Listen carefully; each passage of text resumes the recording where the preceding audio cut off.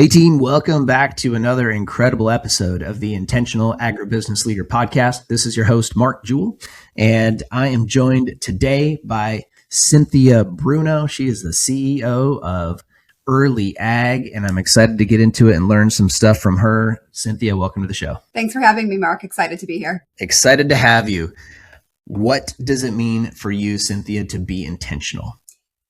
I think being intentional means doing things on purpose and with purpose. And I think there's actually a really strong tie between intentionality and integrity. I think those two things are very closely linked. Both really require you to be proactive, to think about the actions that you're taking before you have to take them, to understand, kind of who you are and be consistent in who you are. And I think that that's what it means to be intentional. I love it. That's super good. Let's dive deeper into that, because that's an interesting answer, and I agree with you 100%. But it's intentionality and integrity kind of go together, go hand in hand. So if I'm a leader of integrity, what would that? I mean, what does that mean? How does that show up? I mean, what does that look like in your world? Well, I think being a leader with integrity is not only about how you handle positive situations, that it really shows up more when you have to handle negative or unexpected situations where you have to really think about how this is going to impact either yourself or your business or the reputation or the brand later on down the line. I mean, it really truly is doing the right thing when the right thing is not easy to do.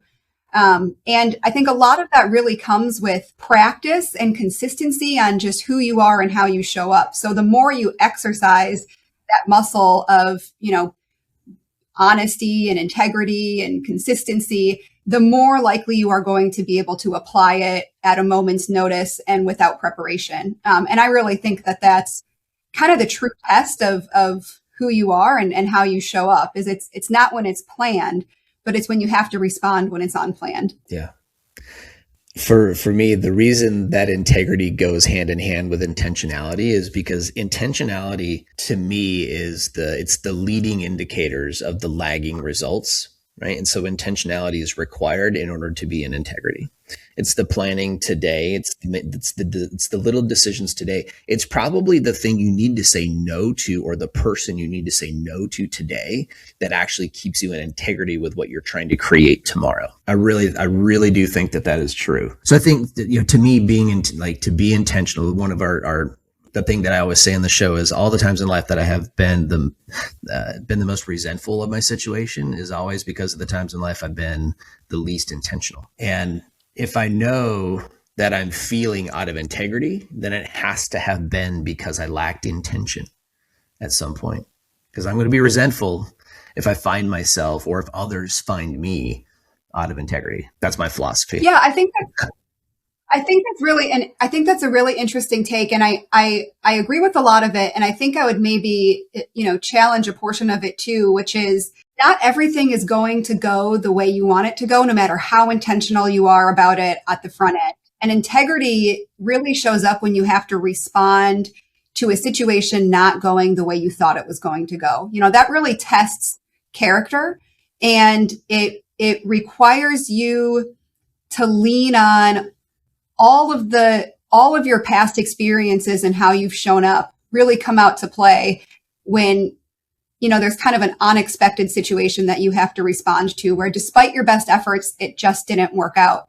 And that's going to happen. And so how you respond to that not only sets a tone and, kind of goes into that bank for how you're going to respond in the future, but it also teaches the people around you what to expect from you and how you're going to respond. And I think that that's incredibly important to understand. Yeah. That's just it. Like, how are you showing up when you're walking through the fire?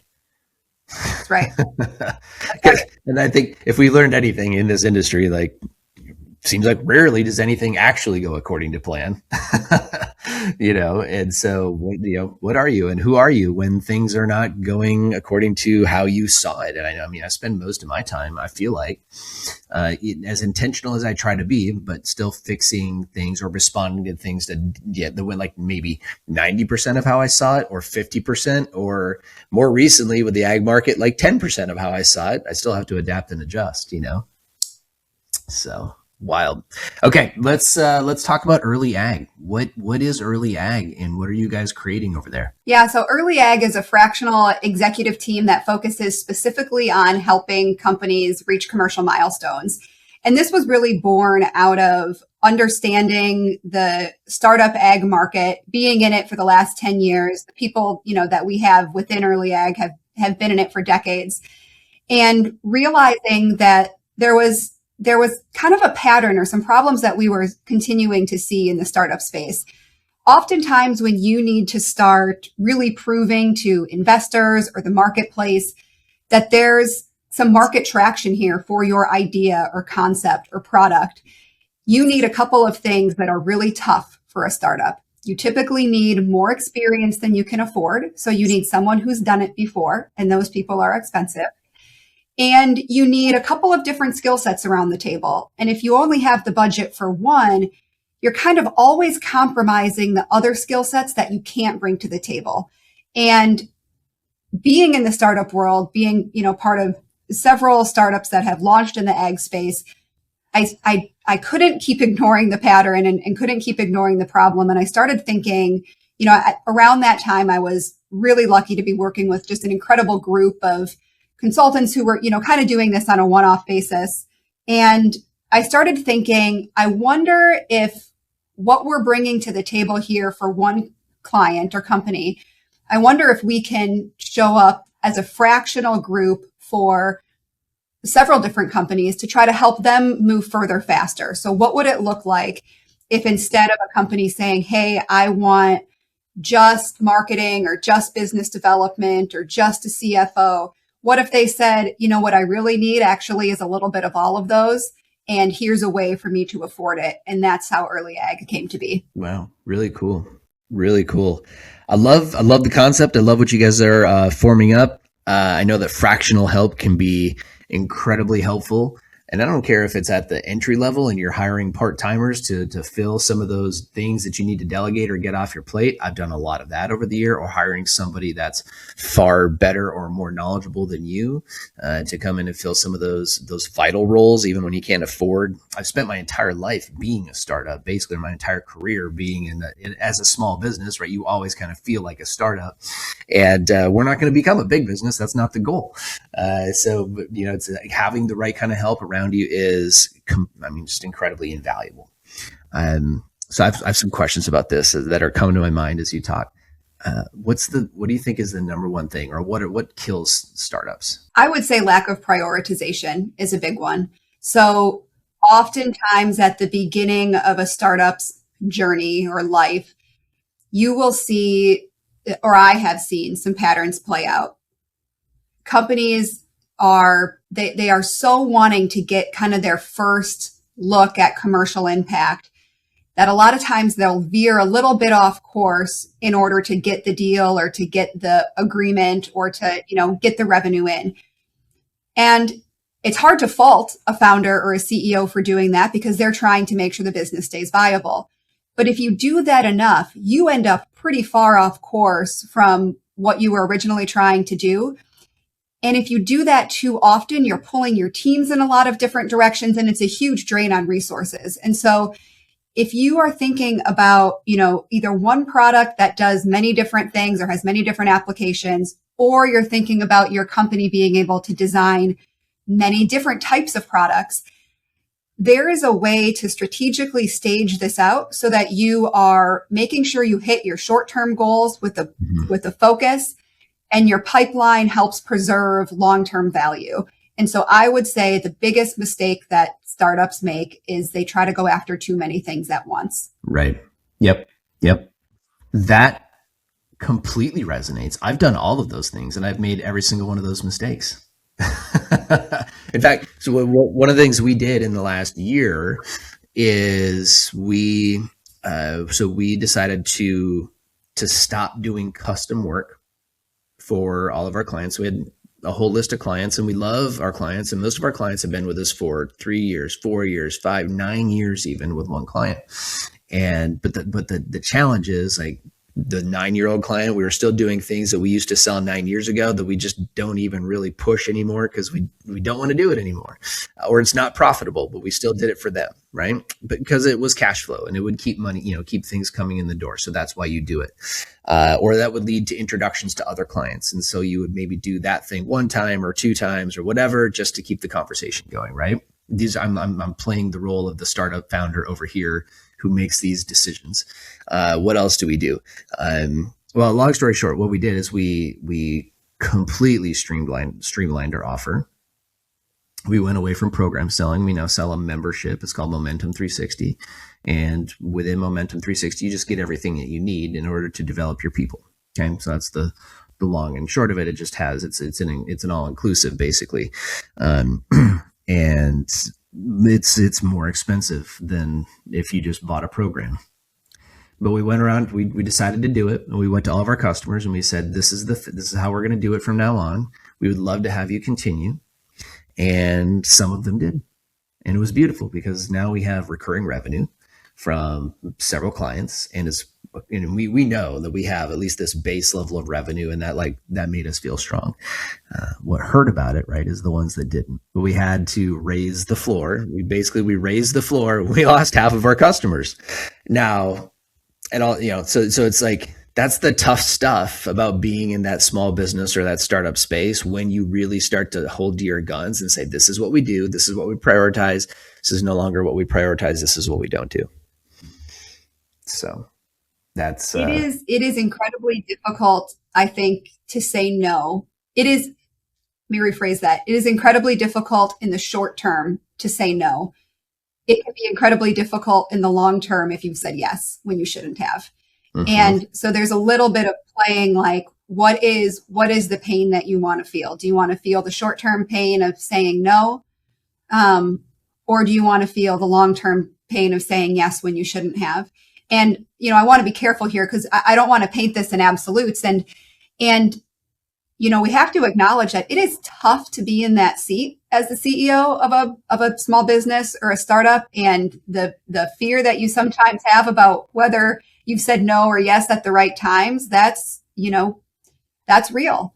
And having the right team, though, around you to help you understand why you should be making the decisions that you're making and what are those based on, and the stronger that case is, the more comfort you can feel with how you're designing the go forward path. Yeah. Well, and even if it's not comfortable, to have somebody walk through you with it and say, hey, stick with the plan. It's going to be okay.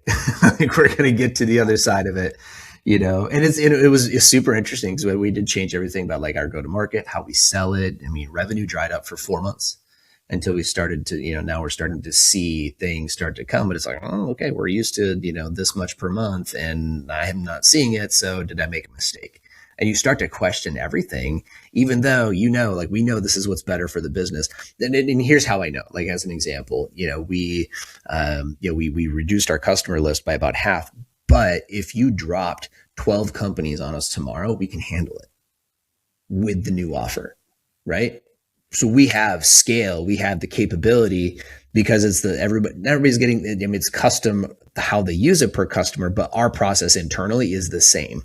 And so we can scale that up, no problem, as we find the right fit, right? The right targets within the market. So, it's super, that is such an interesting thing. So what kills startups is a lack of prioritization. And I could not agree more. And I'm just sharing my own little story with like, I know it because I've killed it a couple times and had to bring it back to life and do CPR on this thing. So, okay, cool. So it is. I mean, it's that, but that's business, that's life. And the market changes and there's lots of things that don't go your way, as we talked about at the top end or at the top of the show. Okay.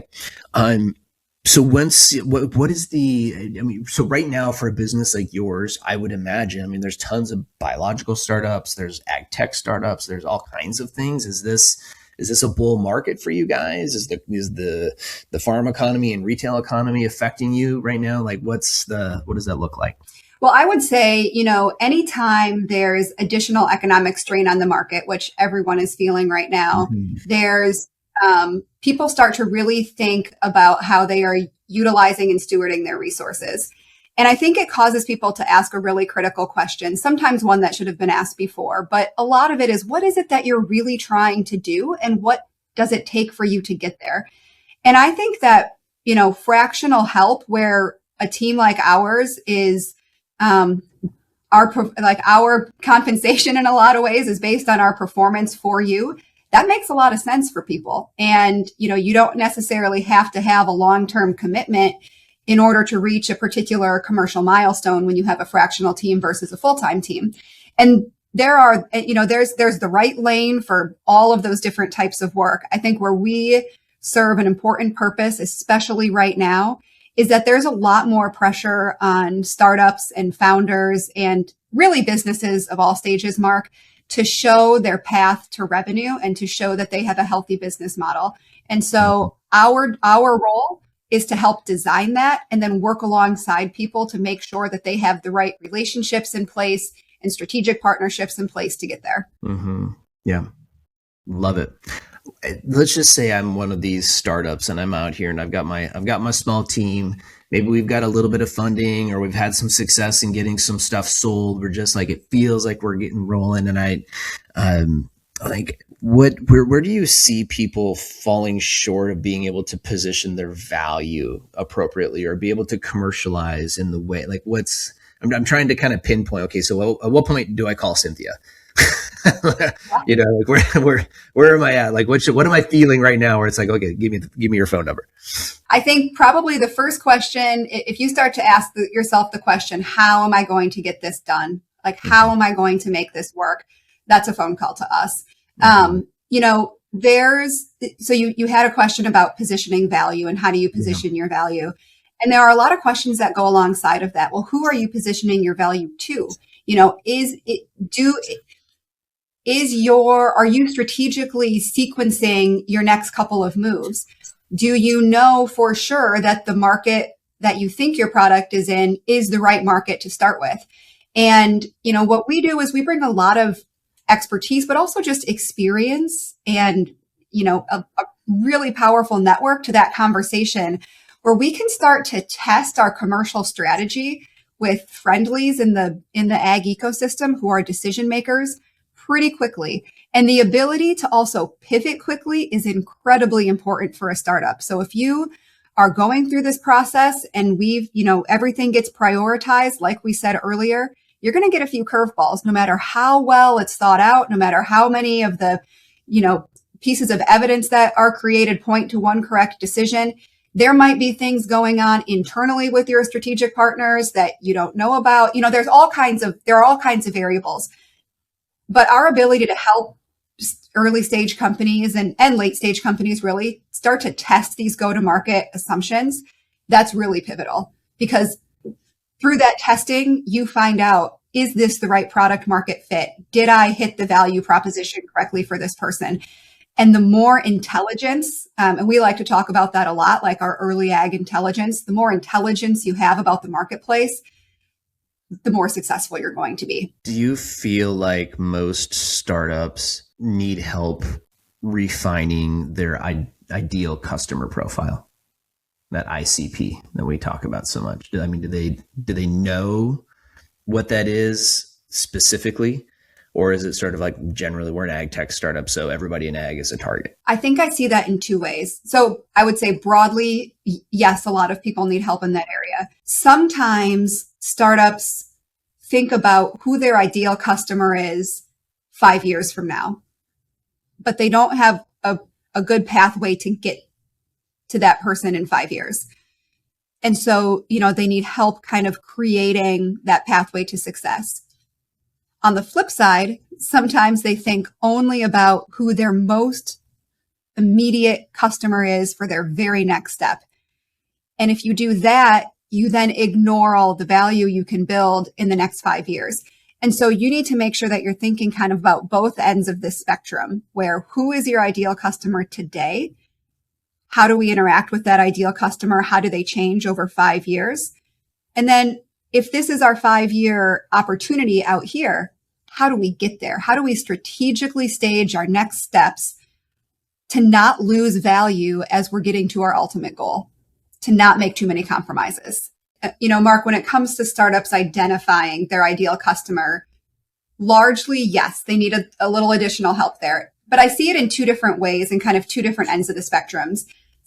Some are really good at knowing who is their immediate client they need to, attract right now, but maybe don't have a very good view of what is that or how does that client change over the next 5 years and how are we building towards that.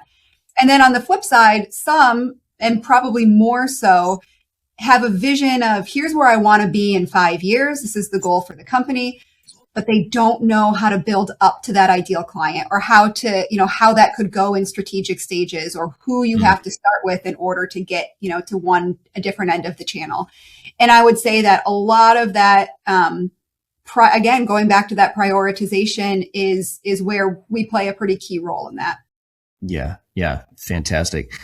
Do they sometimes have their, what they think is their ICP, but maybe it's just, but it's almost like a pet. Like I love it and I don't want to get rid of it, but it's not going to make me money. Yeah. Yeah. Yep. And I think there are a couple things to think about there. What kind of value are you bringing that customer, and is there a top end to that? And part of the reality is that, yes, there are certain things or certain products or certain customers where things just kind of top out. But as a business, you don't really want to reach that ceiling. You always want to be thinking about how are you providing more value? What additional problems can you solve? How can you make a difference in the marketplace or in the ag ecosystem? And so it's being able to find those value levers so that you can keep growing as a company and that your customer can keep having a good experience. That's really where the magic happens. And that's where we see startups with staying power, startups that can accelerate their growth, and quite frankly, startups that are on the road to a strategic acquisition. Yeah. Beautiful. I love it. Quick personal share on our journey with this recently. We looked across, our list of top clients recently, say in the last 2 years, and what was the number one reason that CEO either came in and decided to work with us, or what was the number one thing that they needed to work on once they got in. Okay. And sometimes they'll come in like, hey, we need to work on our sales strategy. And so we'll do some, sales team development or something like that. But we always get to know the leadership along the way. That's part of our process. Phase one of working with us from the executive development side is they have to develop what's called the attractor factor. It's within the first year, they have to lock in the attractor factor. And it's a manifesto basically of who I am and who I'm not, and what I'll tolerate and what I won't tolerate, and what we will accept and what we won't accept, and who we'll work with and who we won't work with, and how I'll allow customers to treat my team and how I won't, and how I allow myself to be treated and how it's all these things.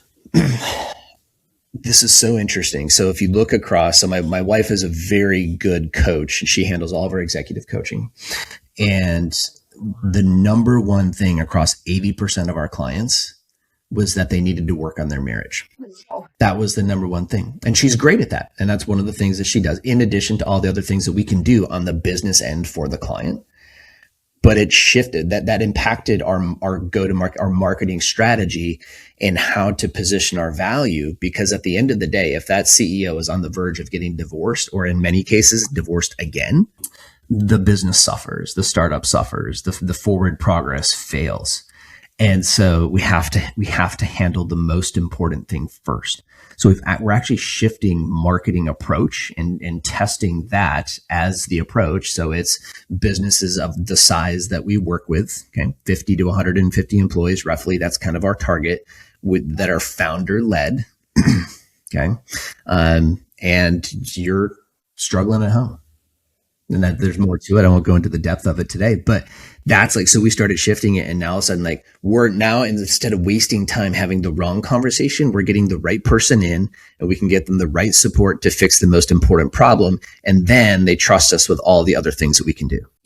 Mark, that's a super interesting observation and fascinating what that data has uncovered. And I think, when you think about that and you take a step back and you think about like, why is the failure rate so high in startups? And part of it is because the most valuable asset, the people who are working in the startup, it's a pressure cooker situation. I mean, things in the startup world are amplified. The highs are high, the lows are low.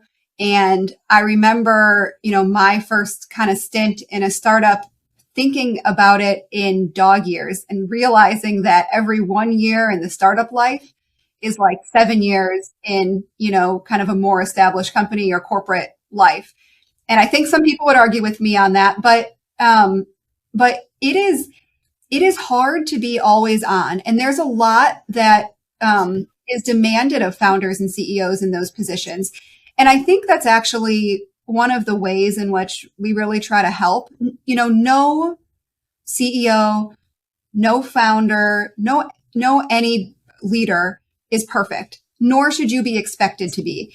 And so what you need to do is you need to make sure you have the right expertise around you. You need to make sure you're building a team that helps, solve for the gaps that you have in your own skill set. You need to make sure that you're surrounding yourself with people who can be very honest with you about, here's a time to freak out about this, and here's a time not to freak out. And here's some perspective about things that we've seen go well, or this is a situation that we haven't seen a lot.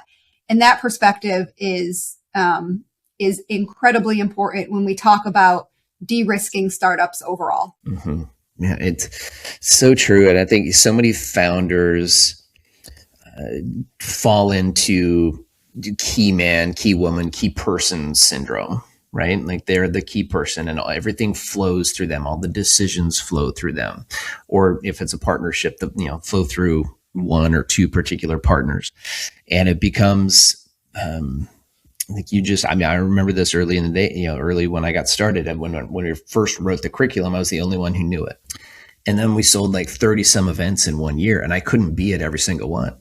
And it was so hard to not be the one in front of the room doing the trainings, right?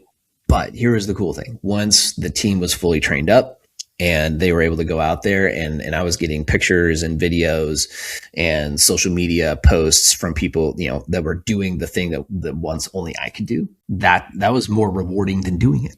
I was just going to say, isn't that the best feeling? Like putting people in a position where they can really thrive.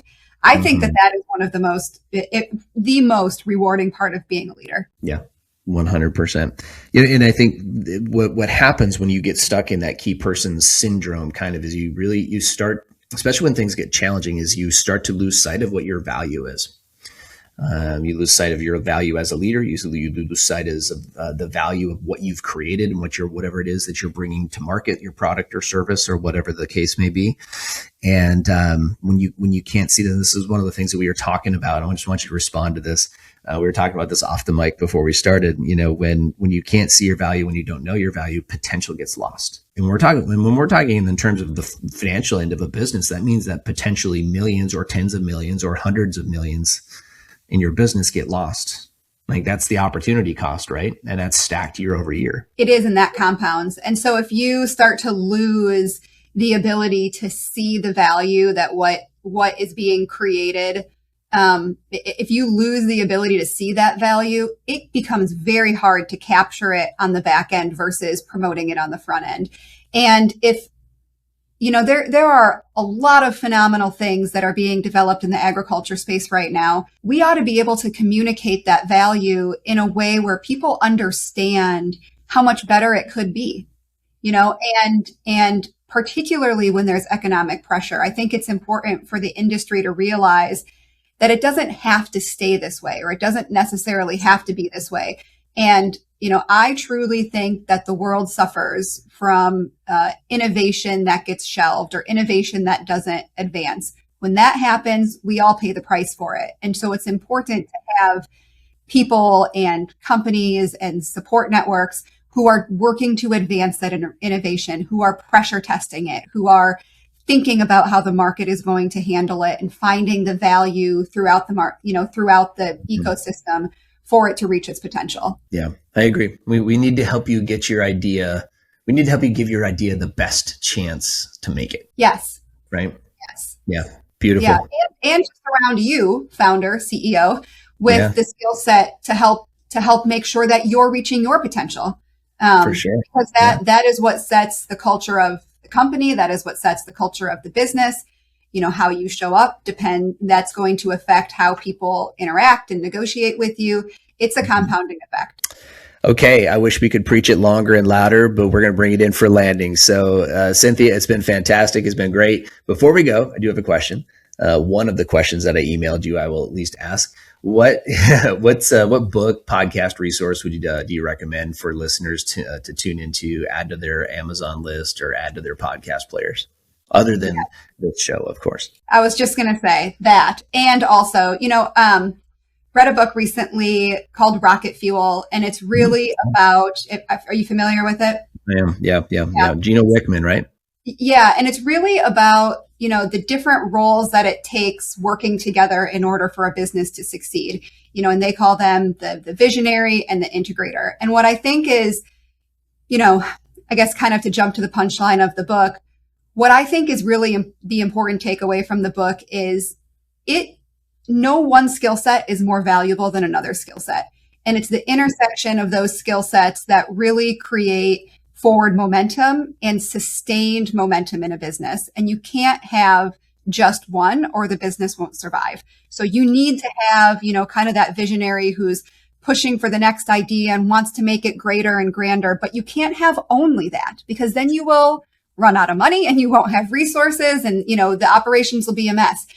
Now and so you need someone who's focused on now how do I deliver this, but you don't necessarily want only that, because then maybe you're capping your potential to grow.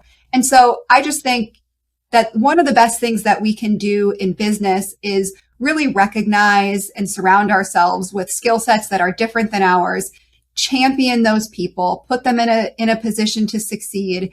And that's not only how you are probably going to have the best personal fulfillment as a leader, but it's how your company is going to reach its full potential also. Yeah, beautiful. Great book, and it's super applicable. The whole EOS operating, the whole entrepreneurial operating system is super valuable. We practice parts of it within our own business, and we get it. But it's like at the end of the day, maybe you're at that stage where you need that integrator, you need somebody to come alongside and help with the doing of the things, but you just don't know if you can afford it yet. That's what I'm going to call early ag. That's right. There we go. All right. Cynthia, thanks for being on the show. It's been fun. Thank you for having me. Appreciate the conversation.